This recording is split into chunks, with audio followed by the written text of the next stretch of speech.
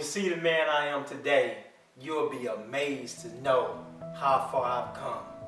I'm a million miles from where I started, but the journey of a million miles starts with the first step. But before we get into where I am and where I'm going, let me take you back, way back. Let's set the scene. Imagine a place where everyone around is dirt poor. When I say poor, I mean not having 2 pennies to rub together poor. In fact, it was the poorest place in America. I'm talking about houses so run down, they look like they've been abandoned for years, and people still live there. Houses without indoor plumbing. That's right, outhouses, y'all. Getting welfare and food stamps poor. Chopping cotton for a living poor. Yeah, I said chopping cotton. I had a childhood friend tell me he was going to chop cotton for the summer and make $300 a month. Keep in mind, the average workday was at least 16 hours long, and they worked 7 days a week. Now, I'm not a genius, but I know that didn't add up.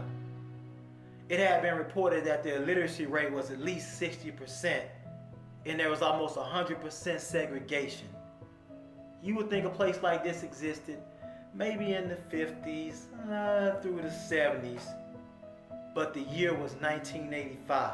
I remember presidential candidate Jesse Jackson visited our town, and he called it the Ethiopia of America. I don't know if you remember this, but at that time there would be a lot of commercials of starving Ethiopian kids on the television. Now, it wasn't quite that bad, but it was bad. As a kid, I always found myself in situations where I was in need. Need some lotion? We ain't got it. Hey, my shoes have a hole and water's coming in. Sorry, we ain't got it. So I learned to do it out pretty fast. There was an upcoming Christmas party, and I was tasked with bringing sandwiches. My mother had to visit at least 5 houses just to scrape up $5. That situation had a lasting impact on me. That was the first time in my life when I wondered why we had to live like this. So I'm in the house one day on the weekend, and we run out of food. Have you ever been so hungry where you check the pantry looking for one morsel and nothing was there? But you're so hungry that you check it twice just in case you missed something. While looking at a McDonald's coupon, fantasizing about eating the sandwich. That day I was so hungry, I literally closed my eyes and licked the paper, hoping just to get a taste.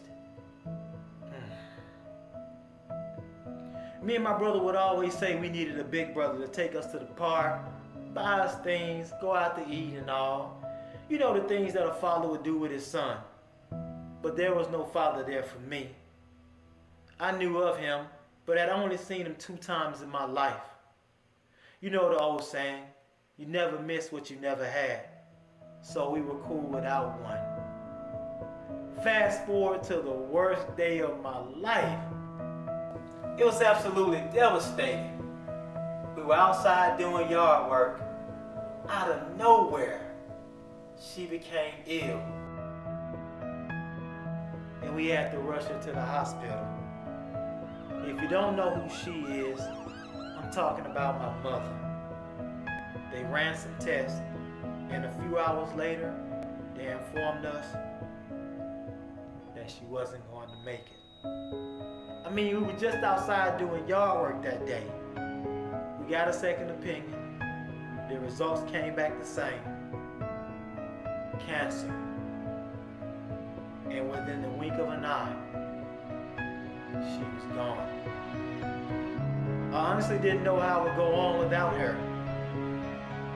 So there I was, at the age of 15, motherless with an absentee father. Shortly after, work came calling. I had to man up to help pay bills in the house. Working a full-time job through high school taught me a lot of responsibility. But where do I go and what to do next? 4 years had passed, and limited opportunity forced me into the military. A 1, 2, 3, 4. Marine Corps. A 1, 2, 3, 4. Marine Corps. 1, 2, 3, 4. Marine Corps. Listen up, I'm gonna sing some more. Marine Corps. That turned out to be a wonderful experience. I met a lot of cool people, learned a lot about myself and life, and those 4 years just flew by.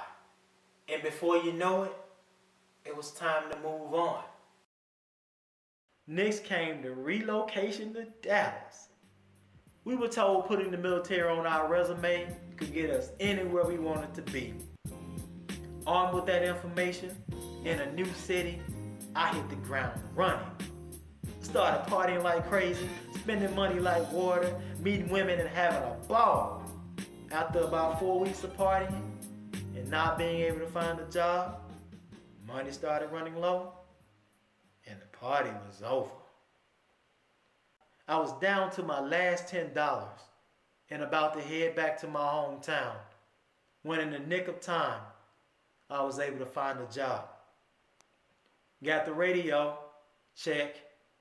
Got my flashlight, check. As you might have guessed, I was a security guard.